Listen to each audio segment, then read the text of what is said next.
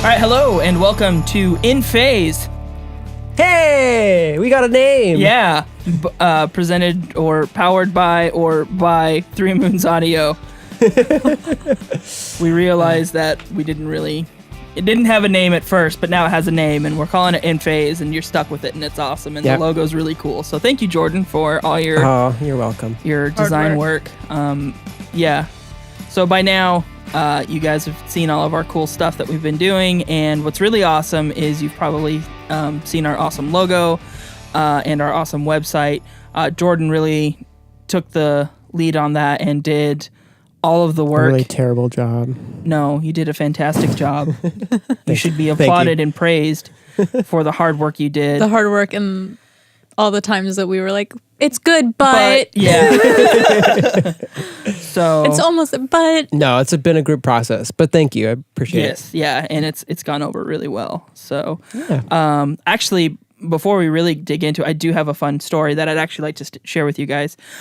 So if you've checked out our website, you've seen our commercial. That's what I'll call it. Our promotional videos that we've done. We've had like a teaser and then like a more in-depth video about what we've been doing. One of my wife's coworkers saw the trailer that we did, the short version. Oh, yeah. And he told my wife the following day that commercial actually inspired him to pick up the guitar again. Oh, wow. And start making music. And I was like, really? I know that sounds cool. like really contrived and like, Gavin, you're full of crap. Why are you lying? But I have no reason to lie to all two of our listeners. Hi, Mom. Hi, Mom. Hi, Mom. All of our moms. We got 3 listeners. 3 listeners, our moms. So yeah, her coworker was just like, they made music good, and it. Again, Jordan, that was your brainchild. So you did a really good job. So you inspired at least one person to get back into music, and that means a lot. Really start flexing that creative muscle. So I did want to share that with you guys. My wife told me that before. That's pretty came cool. Down here. That is today. really cool. And by down here, I mean us being at the wonderful Robert Lang Studios in sensual Shoreline, Washington. Yeah, some alliteration. Yeah. We're in central Shoreline, Washington. So Shoreline has to send us a check now too? Are they sponsoring shout out us? Shoreline. Okay. Yeah. Shoreline sponsor us. Also, I realized I was listening to our last few podcasts, and we usually do a Parks and Rec quote somewhere. So I think that should also be a thing. Every podcast, we should do one Parks and Rec quote. Just sprinkle it. I had no idea. That's weird that it's... We've done it. The money please was a big theme. Money yeah, please. Absolutely. Yeah. So take a look out for our Parks and Rec quote. Yeah, it's going to happen. I was just going to blurt out a quote. It's just going to happen. Yeah. This is how we speak in Mike Schur universe. Yeah, The Office is fair game too, I guess. Yeah. But yeah, have you guys watched The Good Place, right? I watched The Good Place.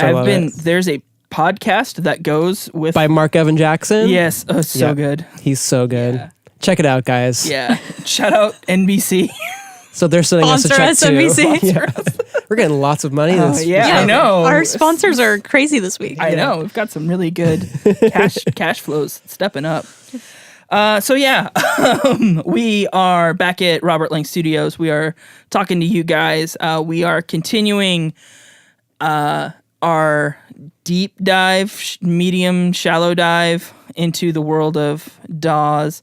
Before we get to that, I know that everyone is just champing or chomping at the bit. They're ready. They want to know, guys, what is our signal chain? What's your signal chain? I had no idea what was coming up just then. I was just like, okay, Yeah. What's the name of the 720?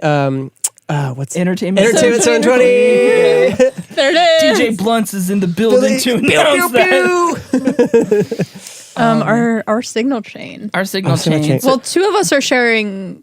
Well, we're not sharing a signal chain, but we have the same signal chain. You're doing the same signal chain? Signal chain. What is it? Well, we're Jordan and I are both talking into lovely RE20s. Yes, quite. And I'm up on that SM7B by Shure, and I think all 3 of us are just sounding lovely. I think we so all sound warm and broadcast buttery. ready. Yeah. We're just ready for NPR. Yep. Yep. Wait, what's the Parks and Rec jazz? Oh, thoughts for your thoughts. Thoughts. Jazz plus jazz equals jazz. I told you were going to get some. That's Okay, that's been like 4 now. We got our quota. That's it for the month. And and we're running into the this trusty Duality SE board, and Which is growing on me. It's been growing on all of us. think it's- like a virus. Yeah, it's easy to use. I think once we've just figured out, I mean, Once I figured out recall, I was like, oh, okay. the recall, you're just Oh like, my gosh. yeah, the recall That's is like- fantastic. The second I realized, oh, I just hit 3 buttons. Okay. Then I was like, oh, I could get behind So- this board. Yeah. Fantastic. Well, that's like the main reason why people love it. It's like, okay, it doesn't quite have the same like voltage that the vintage console has, but it's like, but its recall function is The recall and you can hit it harder than Then you think. you think That- you yeah, can. true. It No, still for sure. works. Yeah, there's some really good sounds that you can get out of it. So yeah, it's We'll talk about it on another podcast. Don't worry. We'll get Yeah. further into it. so not everyone, and it's not everyone can mix on a 4000G. That's true. But this does a lot of great things, and we're very lucky to be able to have access to it. So go us! Yeah. And thanks, Robert Lang, for having one. Just lying out. around. Sponsor us, Robert Langs. Yeah. We kind of already Kind of are. a- Kind of, sure. yeah, he's cool. So, what are we talking about today? So we're getting back into the DAW thing because, I mean, they're just militant people who are that live by Logic and die by Logic, live by Pro Tools, die by Pro Tools, and we Audacity. Sorry, I had to put I that mean, on there. even like Just for Reaper. you. FL, like the amount of people that are like, I only do FL. Oh, I know. And Oh, it's it's like- a lot. Yeah, and it's like why? And Well, we'll get into it, but for certain types of music, it's great. Yeah, it's definitely genre based, and Cubase is there. I don't know if too many. I don't know. Cubase It's is so funny because I always thought that Cubase was a triggering software for theater and live stuff. Maybe it was or can be. Or can be, because that's what I've used it for before. Yeah. Well, I know the MIDI game is strong with Cubase. It is. Oh, okay. It's used a lot in film scoring. Yeah. Like that's what composers use. A lot of composers. Interesting. And then think- Studio One is very. I always forget about that. I know it's there, but people that use it, they're like, I love it, and it's whatever your workflow is and stuff. I think it's really like every DAW has their cult following. It's just exactly. like, Yeah. It's true. And it's weird, and I have a. We can just edit my verbal diarrhea Brain out just fart. now. No, we don't edit on our podcast. We don't know. Jordan and I were able to kind of be part of an experiment that we did in a kind of a controlled setting last weekend in relation to the recording of this podcast, but who knows when this will come out. So at some point in time in the past, prior to when we're doing this now, we did basically a comparison of what DAWs do to sound and how they control it. And Particularly the summing engine of each. exactly. DAW. Yeah. And it was really, really weird because they all sounded different. There was very noticeable differences between them. And you think, oh, a song is a song is a song. No, like they're very different. And, so we did a comparison between Pro Tools, Logic, and Harrison Mixbus 4. I had it on a computer, and we were able to do some stuff with it. And we compared the same song at 16-bit 44.1 and 24-bit. Two of them were at 192K, and one of them was at 96 because I'm a chump, and that's how it was working. Well, everything on my was computer. upsampled to 96. That's right. Yeah. So we upsampled it too to kind of see what it did to it, and all three, I guess all six just sounded really different, and so yeah. Yeah. So what were the major differences between the three? To kind of summarize. yeah, I wasn't there. Yeah, so curious. it's weird because we started with the lower bit depth, lower sample rate. I know my wife has if she's listening to this, she's probably already fast asleep. So we're gonna attempt to get nerdy with this to kind of appease the audio. We were kind of light on our last one, so I think We can lean into it a little bit more. So starting with the 16-bit 44.1, everyone knows bit depth, and we're gonna assume everyone knows what bit depth. CD quality is that CD what he just quality. described. Yeah, and so if you don't know exactly what that is, go to an Google internet. it. Yeah. You'll find out real quick. Google it. I know that sounded so. Just Google it. Just Google it. Come on, guys. Google it. It's called Google. Are you Googling? And God. So we loaded them into the respective DAWs and then spat them back out, and they all did something different. And so Pro Tools, which everyone uses, was just the easiest way to describe it and the group kind of agreed, was just very sterile. Yes. Like it was like you heard everything. It sounded good. It was Marvin Gaye, Ain't No Mountain Not High high Enough. Yes. And the source file was 192K, I believe, wasn't it? No. Oh no. I think it was 96. Was it 96? Okay, Yeah. gotcha. I want to So say. yeah, the source was at 96. We down sampled it to 44.1, and then we up sampled it to 192. So the 44.1 Pro Tools was just kind of flat, as it should be, because that's with the intent to kind of maximize whatever plugins and stuff you're using. It shouldn't be colored. It should just be there. And I think the thought process behind that was that makes it more easy to manipulate. Whatever plugins you use, be it EQ or compression or whatever, or if you're using outboard, it's more obvious because there's no coloration. It's not affected by that. The Logic print was very, it wasn't as deep, or there wasn't as much dimension to it. Interpret Like that dynamic as you range, or like no, it just was more in your face and more bright. I would say, to me, it just sounded modern, is what it sounded like. And it sounded a little off because we were listening to Marvin Gaye. And so Logic inherently is a very modern DAW, and it imparts a very modern sound. So when you're listening to a vintage recording like Marvin Gaye, it's going to sound a little weird. I think for me, that's why I was like, I'm not sure if I like this. But then I realized, well, because we're summing Marvin Gaye, and we're used to it sounding very vintage and analog and warm and console-y, and it's like Logic's making it brighter and forward and more heavy, like a pop tune. Yeah, it's very in your face. The Yeah. vocals very in your face. The cymbals were very, very bright and in your ears, and you're like, "Hey, easy, Whoa. Marvin," which was pretty incredible. And then, which was really surprising was Mixbus was the more pleasing. It sounded like a console. It sounded like a console. There was a warmness to it. It was a little bit wider, a little bit deeper, a bit more dynamic, and just kind of that console-y like saturation. Like it was able to kind of emulate like these electrons needed to do some work to get through some circuitry to kind of get, that was colored. Yeah. Like, a console.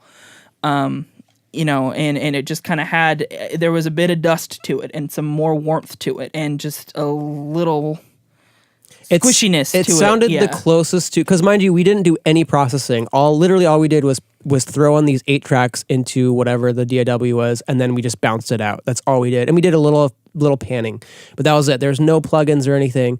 And Harrison Mixbus sounded just flat out of the DAW. It already sounded like it was close to being done. Yeah. Mixed. Yeah. Without anything. Whereas like Logic and Pro Tools, it was like, okay, it was just a little work that needed to be done to polish it off. Like Logic is a little too bright, so maybe rounding that off a little bit, adding a little bit more depth. Pro Tools is just kind of flat and boring, so Right. maybe exciting it a little bit, and stuff like that.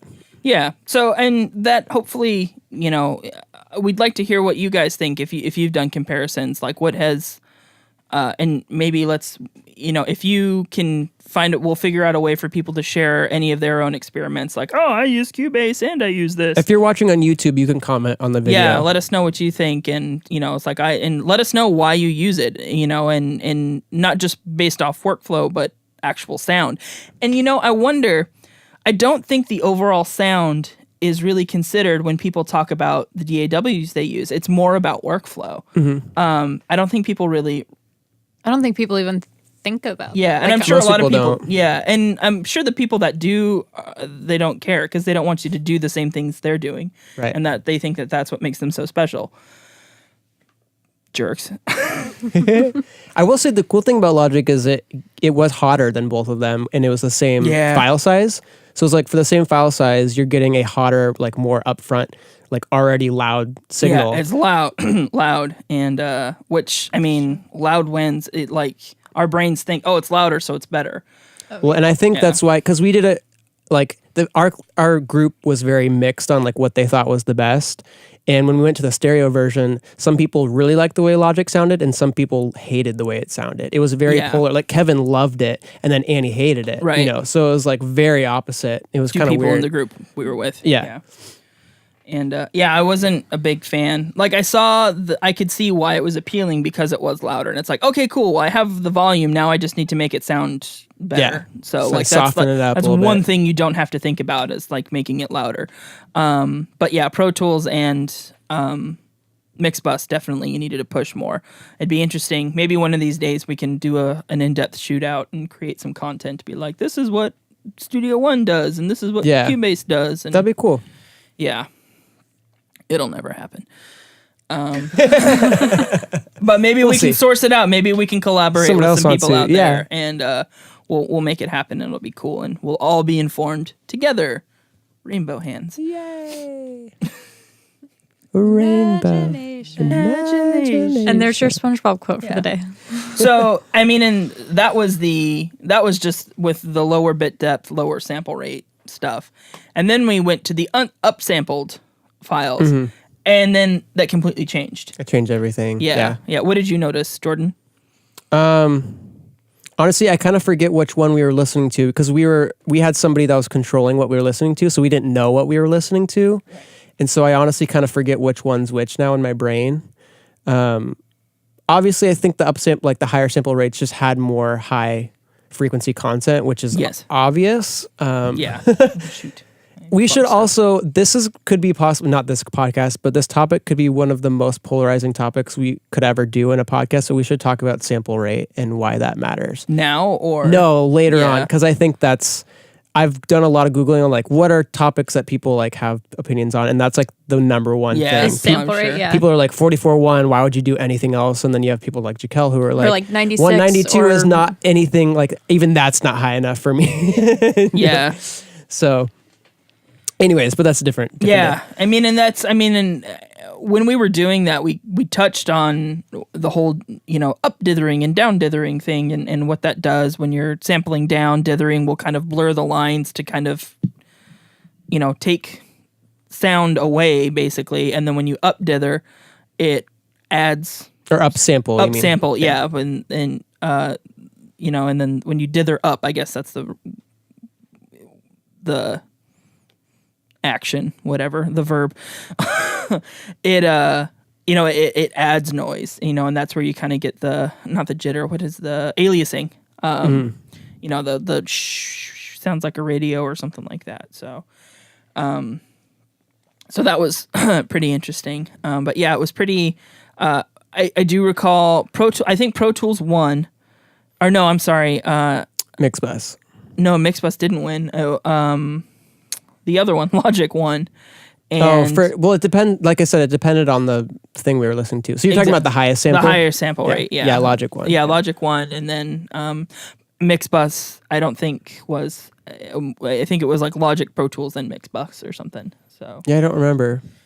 But it was interesting. It was really interesting, yeah. So it just, confused everyone, and we started questioning our existence and wondered what we were doing and why we were here and why does any of this matter. And I think the long and short of it is because it's fun. And I think I will say it was an interesting thing to have in my knowledge, like in my brain, to know like, okay, if I'm mixing totally in the box using Logic, I'm already starting out with a more modern sound. So if I want to get that vintage sound, I'm going to have to do a little work to get there. Sure. Same with Mixbus, but the opposite. If I want a modern sound in Mixbus, I'm going to have to do a little work to get there. So it's just good to know. And then like, okay, Pro Tools is kind of sterile and flat, so you're going to need to do a lot of work to go either direction. Yeah. Yeah. Yeah. But anyways, that's kind of our findings. Yeah, it's pretty interesting. Should we have our debate? Do we want to do that? Do we want to fight? Do we want to fight a little bit? All right. Let's put them up. Audrey, why do you like Pro Tools? Is there any features about it that you just love, or is it just it's just what you've used? You know what I mean? That's a really good question because I think about that a lot. I honestly do. Every single time I use Pro Tools, I think about like, Why do I use this? Why do I use it? But I have a very strong love-hate relationship with it because I do really love it and it is what I work best in.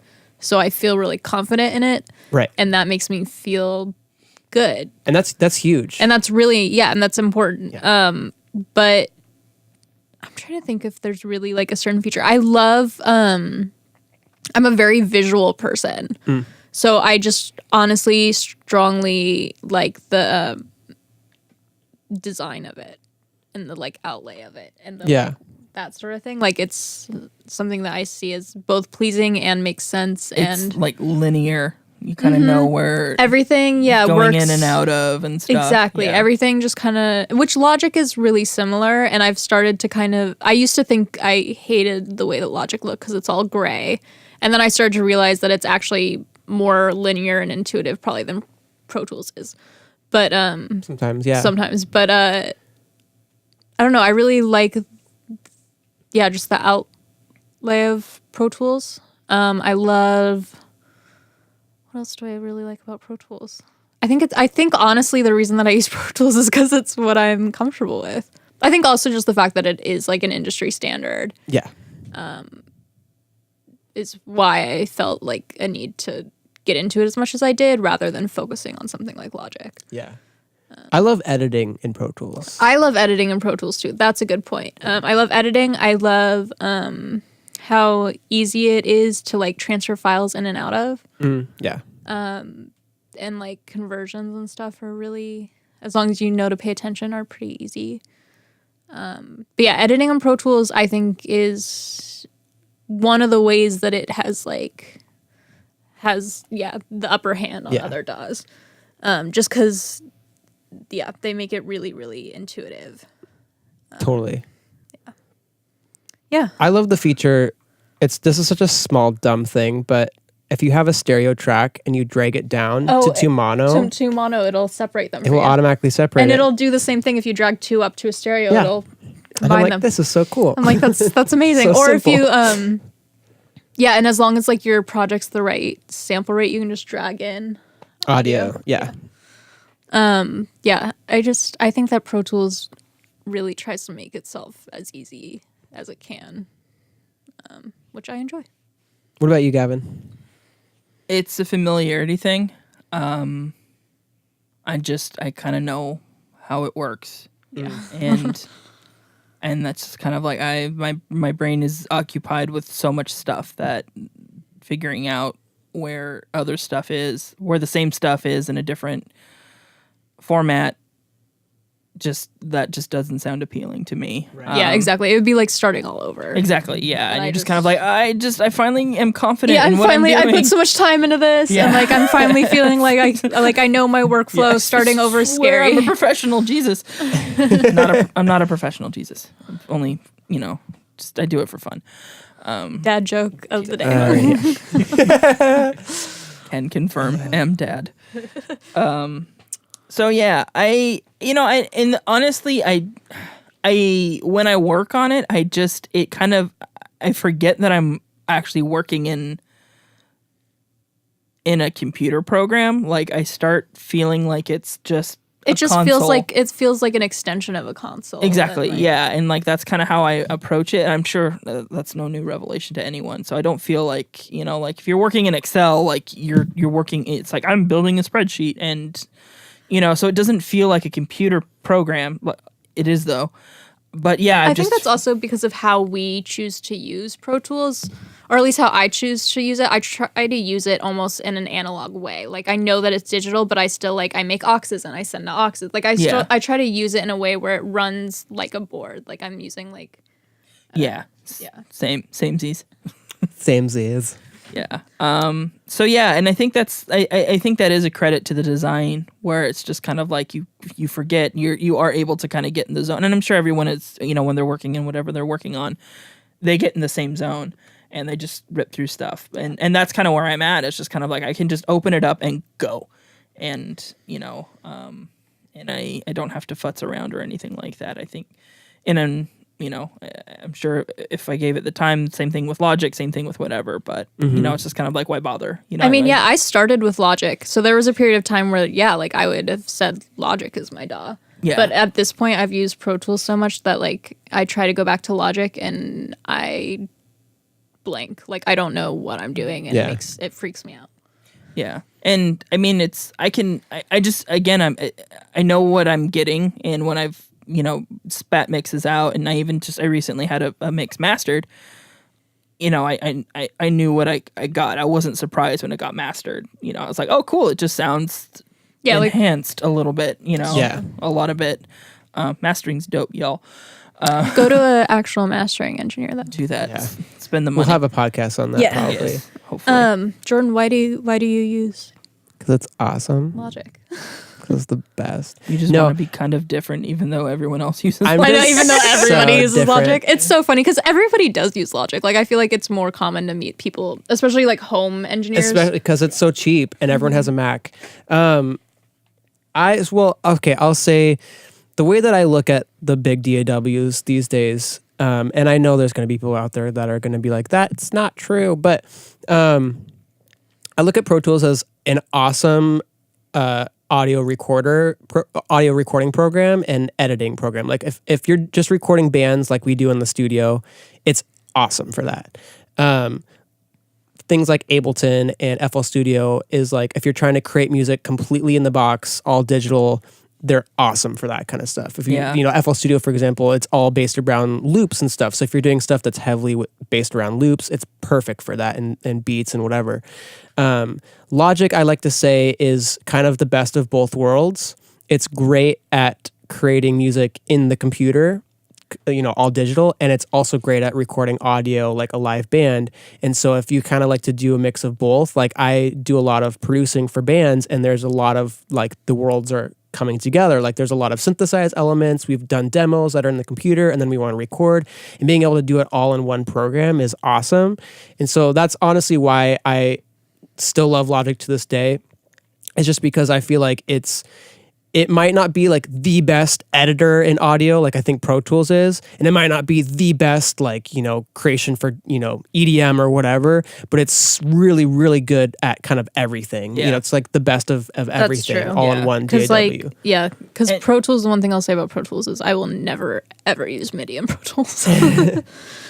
Never. I've heard it's gotten a lot better. I still haven't really done much with it. But I've done a lot of reading that like, I don't know. They've basically made it so that you don't even need like MIDI anymore, and you can just go through instrument tracks. Right. And like, I don't know. They're definitely like changing up how MIDI is done in Pro Tools. Which is good. Go Pro Tools. Good for you. It's good to, admit your wrongs. Yeah. I mean, my bad, everyone. At one point, they didn't even have that functionality in Pro Tools, though. I mean, obviously, in every DAW, but like some DAWs were built from day one with that in mind. Yeah, like that was like definitely the reason why they built it.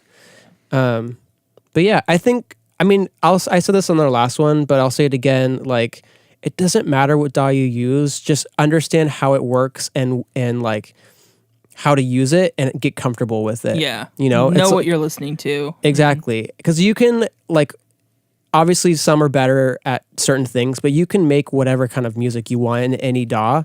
Like, it's just going to be a different experience and different way to do it. So it's just like, just find a DAW that you like and are comfortable with and just know it like the back of your hand. So you get to the point, like Gavin said, like he doesn't feel like he's even staring at a computer. He's just like, it's just like second nature at this point, So yeah. I've made some pretty crushing mixes in Pro Tools. So there you go. there you go. It's fine.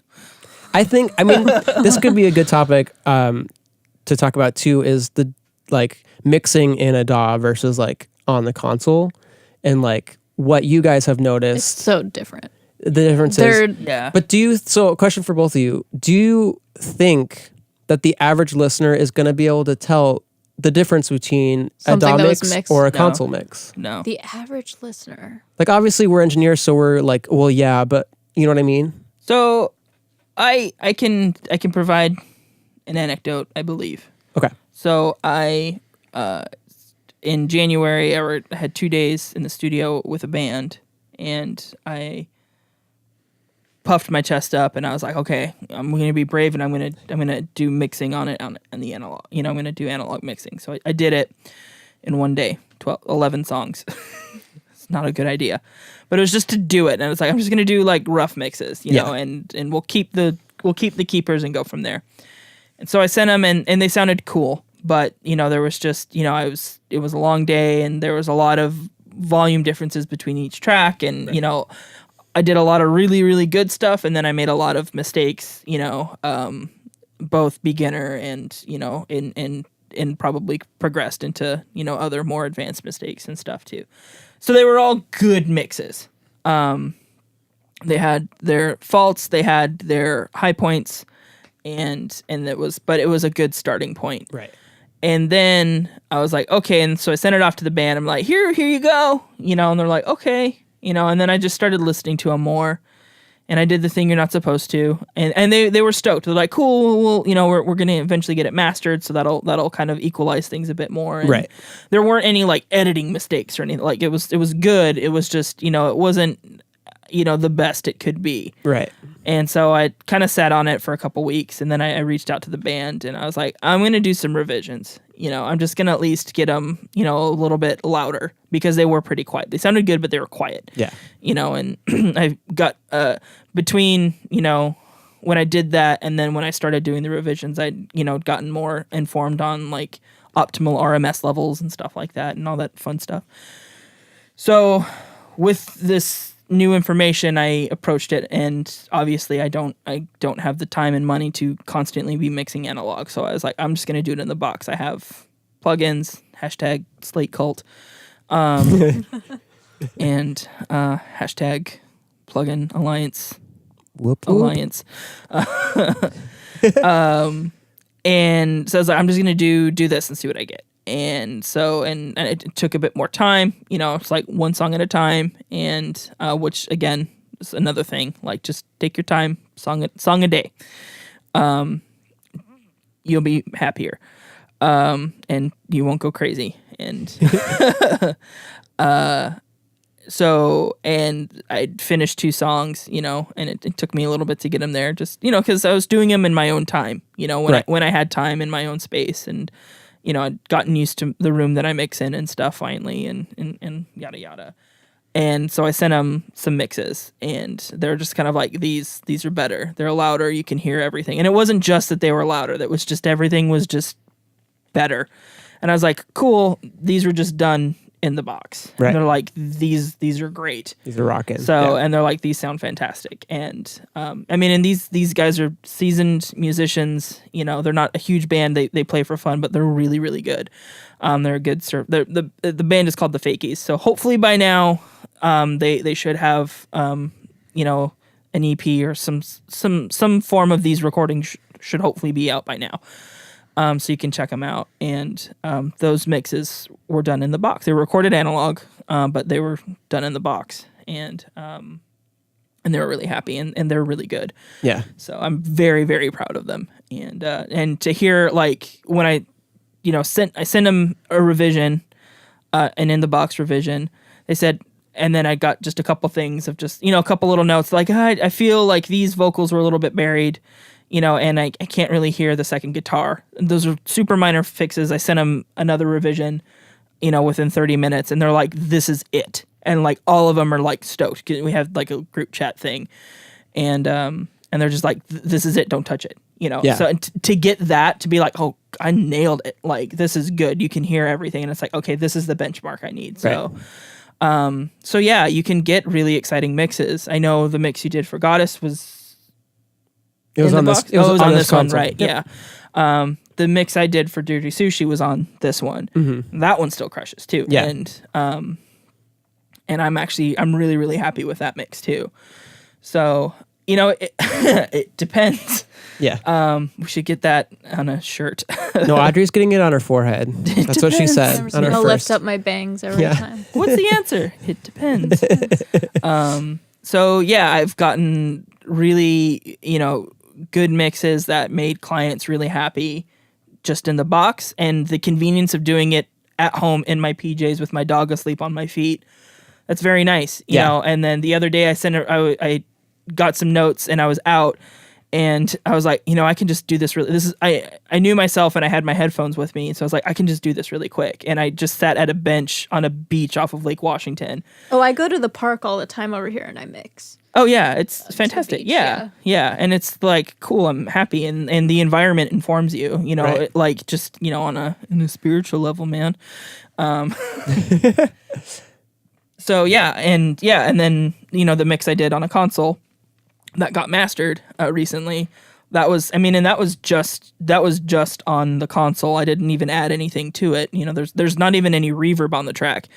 And it was just like, that's all it needs, you know, and it was just, it's mixed well and balanced well, and some, you know, it does cool things. So yeah, it depends. Don't let us or anyone else tell you what to do. Audrey, do you think people can hear the difference? The average person. The average person.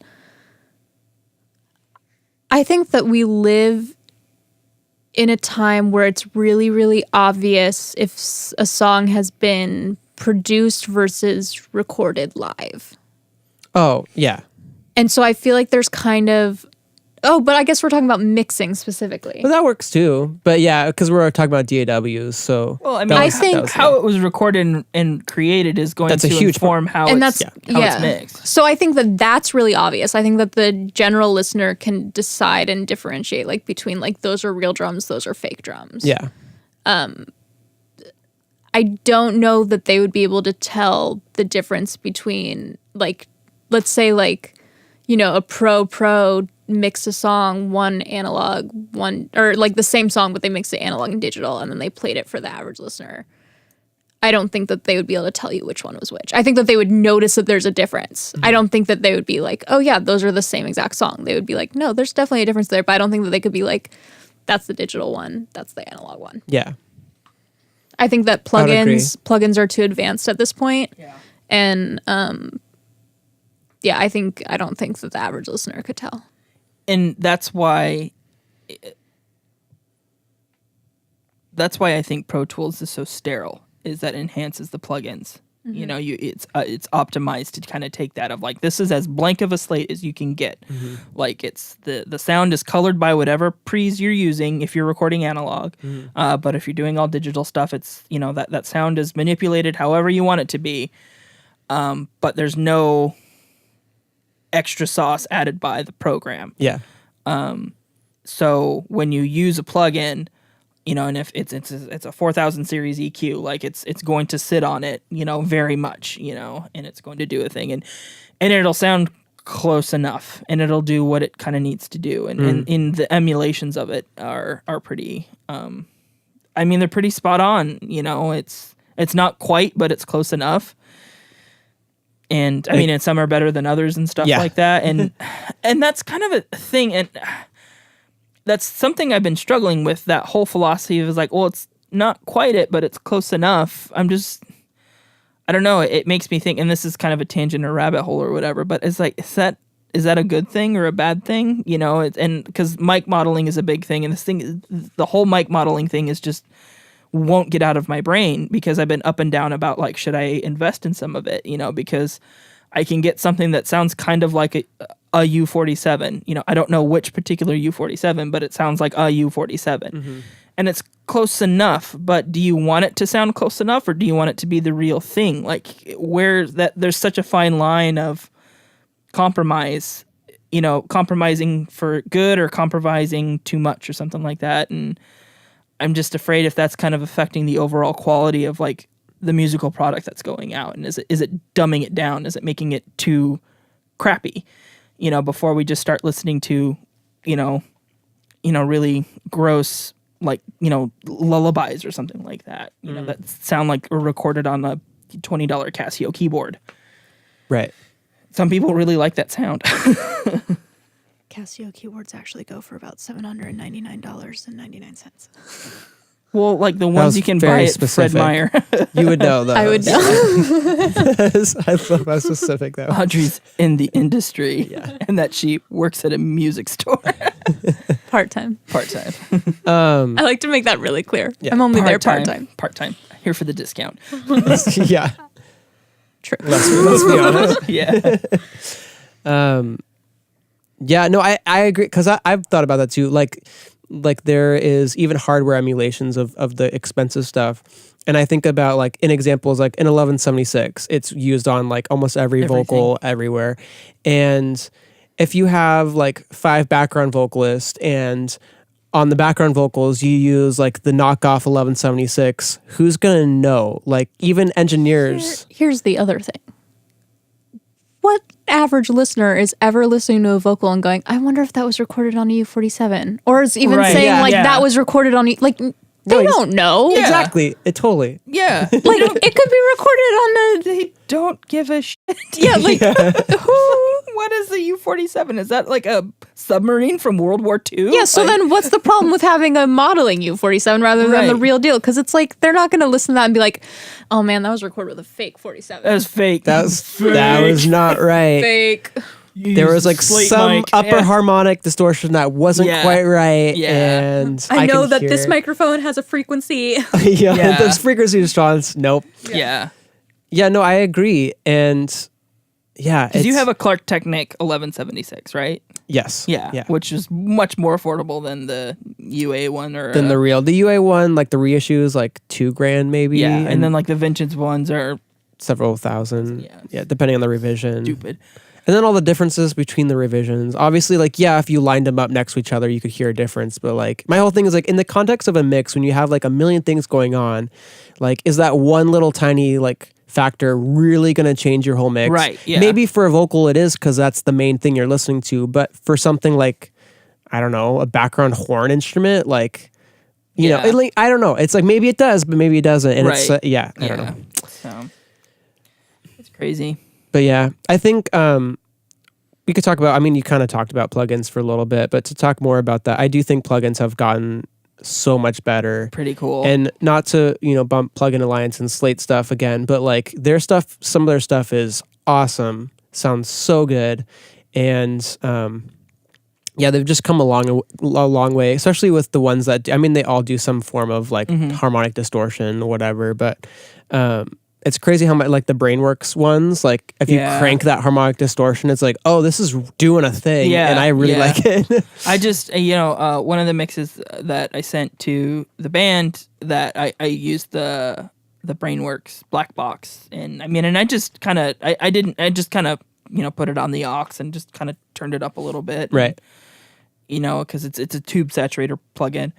And I mean, I just kind of just put it on there and used it as a tone box basically, and just kind of like, oh, just up it a little bit, because it has like a triode, pentode and triode, tube settings or whatever.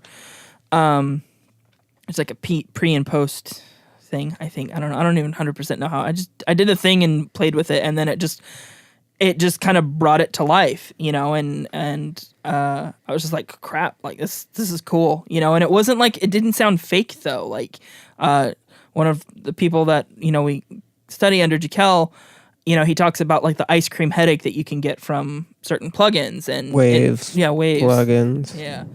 Where it's just kind of like, oh, it's cool. And then it's just like, it's too much, it's just like, there's just it's doing a weird thing that I don't like anymore. And it's like instant gratification, and then like 5 minutes later you're like, but now everything isn't so on top of it. It's more integrated, and the math that it does is more complex, and it makes it happier, and it's more matrix codey and stuff. So, it's crazy, and that's what it is, and that was all in the box and on Pro Tools and Pro Tools being as sterile as it is, like everything those splashes of color really, brought it to life. So it's a very neutral canvas. I think to sum up my thoughts on my question that I posed, the differences between mixing like in a DAW and on a console, same thing with just DAWs in general, use what you're comfortable with. Because like if you're an old school engineer and you're used to that analog feel, that analog sound, that's your wheelhouse, go for it, because your mixes are going to sound better. And that if you're a millennial like me or whatever, and all you've done is DAWs, don't try to mix on a console because you don't know how the thing works. You don't know what its strengths and weaknesses are, So, that's just my opinion, but am I wrong? Tell me I'm wrong. Audrey's offended. I'm a little offended. Okay. No, I don't know. Because I prefer analog. Oh no, I totally prefer analog. I'm just saying if you don't. But I don't claim to know everything. If you've never like set foot in this room, for example, we're sitting next to the DAW. Oh, then your SSC. first attempt should be digital. That's what I'm saying. Don't just because this is an analog console behind me, like it doesn't mean your mix is going to sound great. You can do a terrible mix on this console. Garbage mixes. That was my point. Yeah. Sorry, I kind of phrased that wrong. Yeah. But so I think my point was just like whatever you're mixing on, learn that really well first and don't just assume. Because my whole thing was like, oh, well, if I just start mixing on analog console, it's going to sound great because it's warm and it's analog. But it's like, but I don't really know how to use it. Right, so actually my mix is going to sound better in the computer as, at that point in my life. Whereas now I've used it and I've learned how to use it and I know its strengths and weaknesses. So now like I'm getting to the point where like my mixes sound better on a console, but it just kind of depends. Yeah. So that was, I didn't mean to offend you, Audrey. I'm sorry. Okay. I know. I'll make it up to you. Lose sometime. some sleep over it, but it's fine. Jordan hurt my feelings today. Says I shouldn't mix on a console. He said I'm not allowed to mix on a console because I'm a millennial. We're allowed to. I'm a Gen Zer, everybody. Oh yeah. Wait, how old are you? By 1 year. I'm 21. Oh. 1996 is the cutoff, and I was born in 97. I think there's a gray area. There's a gray area. I think, yeah. I could fall. I'm a cusper. Yeah. It's weird because I'm technically a millennial because like I think millennials start in 84 or something. Yeah, or like 82. Yeah, and I'm 86. Yeah. So And I'm just like, but I don't relate. I don't know who these kids are. No, like these whippersnappers. I know. I know what the Ninja Turtles are, like the real ones. And you know what's funny is that like I don't really know who the Ninja Turtles. I just had this conversation today with a coworker. Really? Yeah. I know there's 4 of them, right? 3 of them? No. 5? No, there's 4. Okay. Okay. Yeah, you were right, Donatello, Jordan. Leonardo, Michelangelo, Raphael. Okay. And then Splinter. And then Shredder. I heard he works for Krang. I heard that they had a really cool rabbit character. Maybe that was in like a new reboot? generation, yeah. Yeah. Anyways. Yeah. Anyway, there's been too much Teenage Mutant Ninja Turtle talk today. Yeah, there's... I can't do it. But the fact that you didn't know them offhand is really unsettling to me. Yeah, both of you. I didn't... There's 3? There's 5? I said 4. Okay. Yeah, I did. And then you both looked at me like I was crazy, so then I was like, 3? Maybe it was just how unsure you were about it. And it's like, yes, And I was 4. genuinely just like, I don't know. No, I don't care. It's a We know cartoon. Parks and Rec, guys, Yeah. so that's our... Yeah. Yeah. No, but to clarify what I said though, like my point with saying that is don't feel like if you're new into this whole mixing thing, don't feel like you need to like have access to this fancy console to get a good mix. I guess that's kind of where I was getting at is like you can do a great mix in your DAW and with the plugins that it comes with. Exactly. Oh, 100%. Yeah. Like learn how to use the plugins that come. That's another thing is like your gear acquisition and plugin acquisition is like for me the same thing. It's like, oh, I want this new plugin, but it's like at a certain point you already have the tools. I get overwhelmed, like yeah. like because like full disclosure, I do the Slate Everything bundle because it's affordable, and I do too, and I'm considering getting rid of it because we just got all the Plugin Alliance stuff. Yeah. And I'm feeling overwhelmed whenever I go into my plugins. Yeah, I know. What should I choose? It's a lot. Yeah, I'm just like I don't know. Yeah, they all do things. Yeah, and we have the Plugin Alliance too. So I have what all the Slate stuff, and then the 10 from the Plugin Alliance pick pack, and it's just like cool. I'm set. I don't really need anything else. Yeah. Slate keeps adding stuff. They just added like a really interesting kind of guitar thing. the guitar modeling thing. So I was like, okay, that's kind of cool. You're gonna actually Slate Trigger is pretty cool. Oh, I yeah. like it. And Backed. some people don't, but It works. it's cool. I did it on the Goddess mix and on Blue Jane mix. I use Trigger a lot on those drums. Where'd you get those drum samples from? Um, Not me, probably. actually, some of them were from Gavin's drums. Yeah. Yeah. You didn't use all of them, though. I'm offended. No.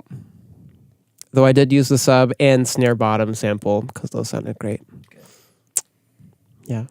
But that's also another thing we need to do is make some more samples. Anyways, we're Yeah. going on a tangent. But Yeah, this one's a bit all over the place. yeah, we didn't create The good central theme, I think, show of notes. this and everything else that we've really talked about it is everything is always super subjective. Oh, totally. And, Yeah. You know, And opinions are opinions, and yeah, everyone's got one. yeah. But we'd Just like to hear your, you know, we'll say at least Buttholes. moderately informed, because I'd say at least our opinions and takes and stuff are at least moderately informed. So if you have a moderately informed opinion, please let us know. I just like to talk about things that I don't know about as if I know about them. You sound like That's the right. president. I've never been compared to him before. Yeah, it's Anyways, I'm gonna go home and cry even more Yeah. now. Sorry. we both offended Yeah, first Audrey. Jordan of Benzino and Gavin. It's okay. We'll get through this, guys. Alrighty. We normally record in the day, and this is The a day- night and it's one. the night, and some You of can us tell. have gone through work Yeah. Well, but yeah. and has eaten half of their Chipotle bowl. Chipotle. Chipotle. Chipotle Sponsor us. sponsor us. Yeah. But don't give us salmonella or whatever it was. E. coli. E. coli. Yeah. Yeah. Okay, should we wrap this up? Let's, Yeah. yeah, I think it's for time. tolerating us. Yeah. Song of the week. What's your artist of the week? Artist of the week. Yeah. But with us. Well, no, artist of the week. Artist of the week. I'll go because why not? My artist of the week is it's a band that is very like Santana-y in nature, but they're called the Lost Lonely Boys, and I'm sure a lot of you actually know one of their songs. You just didn't know the name of the band. The song "How Far Is Heaven?" Lord, can you tell me that song? Were you Guess what? alive when that came out? Probably not. Because I was. Oh, you were. Yeah. When did that come out? I want to say late 90s. Okay, so then I I want was. to say 99. I'm going to say 99. I was alive. Oh yeah, so then Okay. I was alive. Yeah. But yeah, they're great. They have a very Santana vibe, very like Spanish influence. They do songs in Spanish too, so that's fun. A lot of guitar, acoustic guitar, and electric guitar, and they're just a great band. They have some great songs, and you need to know more than just the song "Heaven" because they have songs better than "Heaven." For some reason, everyone just knows that song.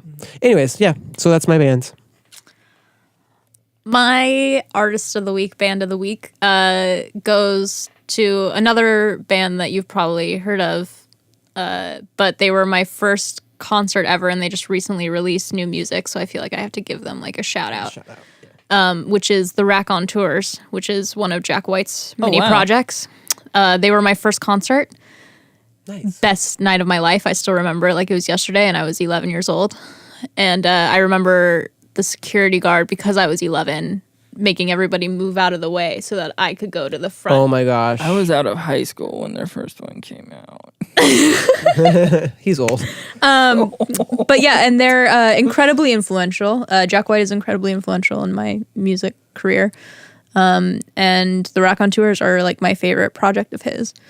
And I'm really excited about their new stuff. They're going on tour right now. If tickets weren't so freaking expensive, I would already have one by now. Money. But money, please. So yeah, that is my artist of the week, the Rock on Tours. That's a cool story though. That was probably a big like defining moment in your life, right? No, it was like I remember down to like the earrings I wore that night. Like I remember that night like so specifically. It was my 11th birthday present, Oh, that's awesome. and it like Yeah, and I was in 6th grade, and I remember going to school the next day and being like, yeah, I went to a concert last night in downtown Portland. Whoa. I saw a drunk person throw up. Like, I was like, She's the woke. Cool, yeah. Yeah. Jeez. Yeah, so that's my artist of the week. Nice. My artist of the week is a band called Fastbacks, and I am not a native to Seattle, and I'm very aware of some of the Seattle music. And Who's Nirvana? What? Quickly got very sick of it. But then I got clued to a lot of the other bands that were around in the 80s and 90s and how amazing they are. And one of them was Fastbacks. And they were... Wait, they're from here? Yeah, they're from Seattle. Oh. And this is I was told, it was informed that you should check this band out, and they had this really long career, and they play and then they go away and play and go away, and so yeah, there's, and they were more of like a power pop punk rock band with like these, and I am a sucker for that kind of music where if it's like fast and kind of heavy, but with like a sweetness to it that's like easily consumable and like catchy and like short songs. I'm just, oh God, I eat that like caramel popcorn, just like hom nom nom. And like they were doing that like in the 80s, which is just kind of like Ahead of their like time. I know, Whoa. and it was just kind of like there are bands that are ripping that off now. Yeah. Just with how they did it, and I don't want to go into some diatribe on like, 80s and 90s pop punk or whatever.